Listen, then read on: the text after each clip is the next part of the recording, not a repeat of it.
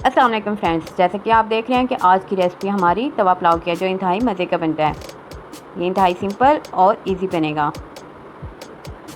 इसके लिए जो चीज़ें चाहिए, मैंने कढ़ाई लिया, उसमें थोड़ा सा ऑयल डाला और उसके अंदर एक प्याज को स्लाइस में काट के। अच्छा, ये रेसिपी वैसे तो तवा पुलाव की है और सेम वैसे ही बनेगी, लेकिन मैं इसे कढ़ाई में बना रही हूँ क्योंकि मैं क्वांटिटी में थोड़ी सी ज़्यादा बना रही हूँ। इसमें अब मैंने डाला जिंजर गार्लिक का पेस्ट, आप चाहे तो क्रश करके भी डाल सकते हैं। इसको हल्का सा फ्राई करेंगे। अब इसके अंदर जाएगा टमाटर और मिर्चें। टमाटर को मैंने स्लाइस में काटा है और मिर्चों को भी सेम। इसको हल्का सा फ्राई करेंगे। अब इसके अंदर मैं जो मेन चीज़ डाल रही हूँ जो हमारे पुलाव का कायदा जायका बनाएगी, वो है चिली का पेस्ट। अब रेड चिली को लेके, साबुत रेड चिली को लेके उसे सॉक करके भिगो कर उसे तकरीबन फुल नाइट उसे छोड़ दें और सुबह को क्रश कर लें, पेस्ट बना लें उसका। इसमें मैंने नमक और हल्दी ऐड की है। इसको हल्का सा फ्राई करेंगे। देखिए कितना प्यारा कलर आ चुका है।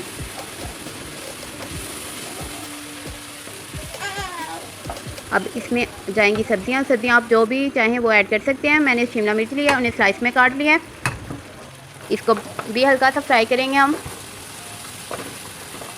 तवे में हमेशा हाई फ्लेम पे हम फ्राई करते हैं और इधर भी हम हाई फ्लेम का ही यूज़ करेंगे। अब जो इसमें सब्ज़ी जाएगी वो है बंद गोभी। उसे भी मैंने बरीक बरीक काट लिया था। आप चाहें तो जो आपको पसंद हो वो सब्ज़ी आप इसमें ऐड कर सकते हैं। एक सब्ज़ी और है जो इसमें अभी जाएगी।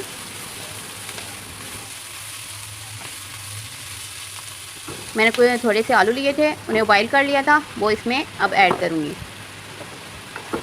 इसको भी हल्का सा भुनेंगे।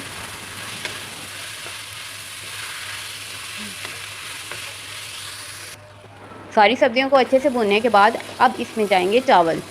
राइस को मैंने पहले से बॉईल करके रख लिया हुआ था, वो तकरीबन फुल ठंडे हो चुके हैं मेरे चावल। अब वो मैं इसमें ऐड कर दूँगी। हमेशा चावलों को ठंडा करके फिर ऐड करें, इससे चावल टूटते नहीं हैं। इसको अच्छे से मिक्स करेंगे। अब जितना भी मैं मिक्स कर लूँ, हिला लूँ, ये टूटेंगे नहीं। अच्छे से मिक्स करेंगे।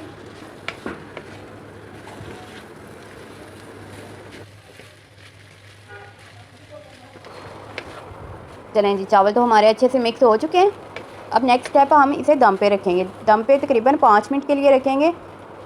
सबसे पहले हम फ्लेम को हाई करेंगे 1 मिनट के लिए।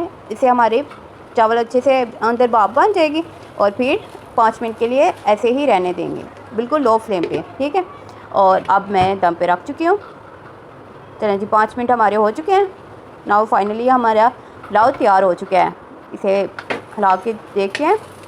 देखिए चावल हमारे बिल्कुल भी टूटे नहीं हैं और इंतहाई मज़े के लग रहे हैं।